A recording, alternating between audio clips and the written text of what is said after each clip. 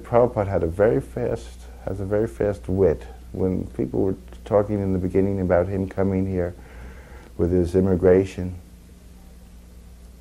Nandarani and Dayananda were thinking of sponsoring him. So he said, "Oh, you can adopt me, but they will say, what will you do with such an old child?" And then Allen Ginsberg offered a woman to marry him. And he said, "No, I cannot do that."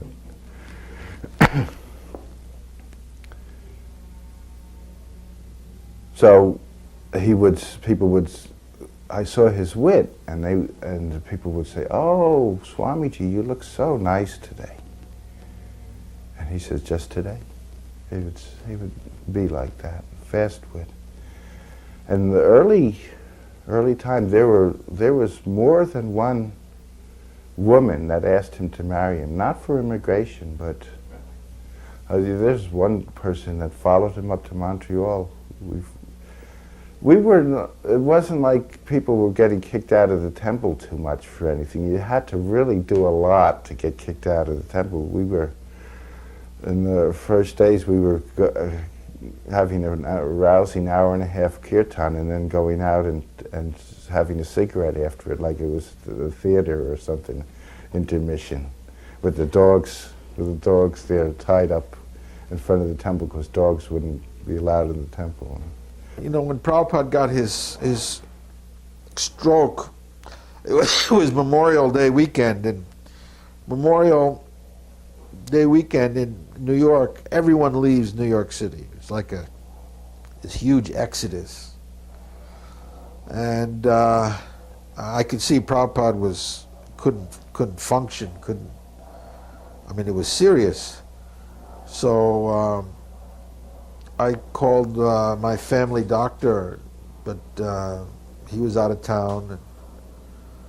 And, you just get the answering service. I asked other devotees, anyone know any doctor? And nobody knew. And I was calling. I just took the phone book. I started making random calls. Whomever I called, everyone was out of town for the weekend. Everybody goes. At least in those days. I don't know now. And I'm just calling and calling. And it's hard enough to get anyone to come to a residence anyway. And I actually could not get any doctor. And, it was either bringing Prabhupada to a hospital. I didn't want to do that. And ultimately, I just got some kind of doctor's referral service, municipal thing. And eventually, I was able to get through them some doctor. And finally, a doctor came. And he was this little old, I guess maybe Jewish guy. And he comes in.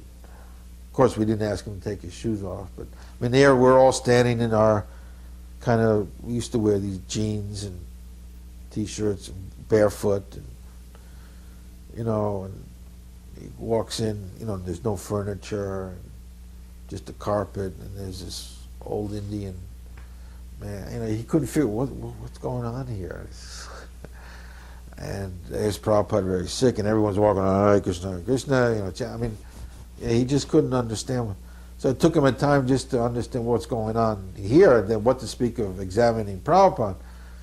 And he was a very kind of boisterous type of person, and he examines Prabhupada, and then with the stethoscope, this, that, and afterwards he goes outside, and so we asked him, so what's wrong? He said, well, I think the old man, he prays too much. So, well, oh yeah, okay. So, he's just praying there. He's just sitting there praying all day, and he's got to get out. He's got to do some exercise. And Prabhupada could hear him from the other room. Yep, he's got to do something. He's got to exercise. Go for a walk. Got to do something.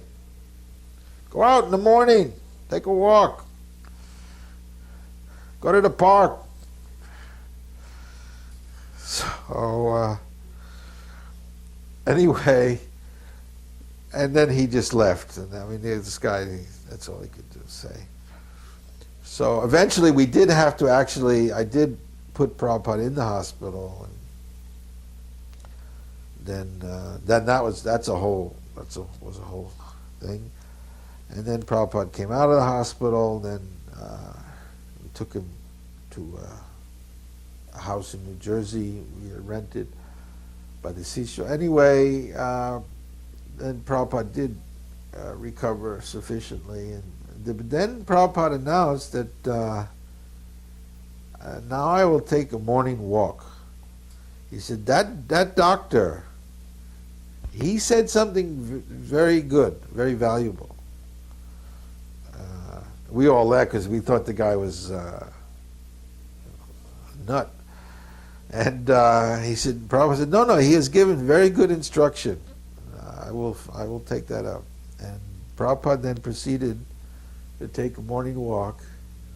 And Prabhupada always took that morning walk. I mean, no matter what his condition, what his health was, whatever. I mean, I know stories of Prabhupada when Prabhupada was in Switzerland and it was snowing out. He was in a hotel. Shamsundar took him to St. Moritz. That's the whole story. But Prabhupada couldn't go outside for his morning walk, so he took his morning walk in the corridors of the hotel, walking, just as if he was outside. He was just walking and walking. I mean, I know when there was an automobile accident we had in Mauritius, and we were all had been injured, even Prabhupada. The next morning, Prabhupada rang his bell. We were all aching and paining, and Prabhupada, he was injured even more, and on his leg and so on. He rang his bell. Where you going? Morning walk. And we were like hobbling, and but Prabhupada went on his morning walk. And Prabhupada was also feeling, I mean, he was much older than we were. Because, you feel when there was a big tension like that, you feel the next day, all that adrenaline, it gives you a lot of pain. So, but Prabhupada went on his morning walk. So, Prabhupada followed that instruction. It was a call-in talk show. The man had a reputation of not being so kind to guests. His name might have been Ron Owen, but that could have been the TV program. I arranged it. We went down there, myself, Jayananda, Mukunda, maybe Hayagriva. Since it was a call-in program, Gargamuni suggested, why don't we call in some questions? So we got the number, we poised at the phone, live talk show.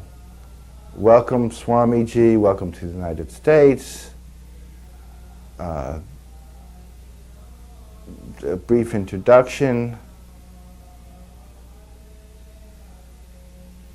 One of us gave a brief introduction about the philosophy of Krishna consciousness, very brief. Call-in questions. First one, Gargamuni. What is the meaning of life, Swamiji? So Prabhupada says, the meaning of life is to be servant of God. So that took about 20 minutes, and this is like a call-in program. They want like sound bites and all this kind of stuff, although you didn't have the term soundbite then. But so then the next question is, why are we on the Earth planet, So Prabhupada, again, a long answer. So now the man says, we want questions from somebody else besides your group. So they were obviously being screened by somebody in the engineering room, and the third question was a tremendous question, like, why are we here? What is our purpose for being here? Again, a great question. Prabhupada takes 15, 20 minutes. So now, for juxtaposition, for variety, the guy wants to get another point of view. So this woman from, sounds like a Midwest twang, calls in and says, Swamiji, why is your temple in the Haight-Ashbury? And Prabhupada says, the rents are inexpensive. So she says, why are you teaching hippies? And that might have been when Prabhupada said, they are not hippies, they're happies. It might have been at that time. She said, now how did you get here from India?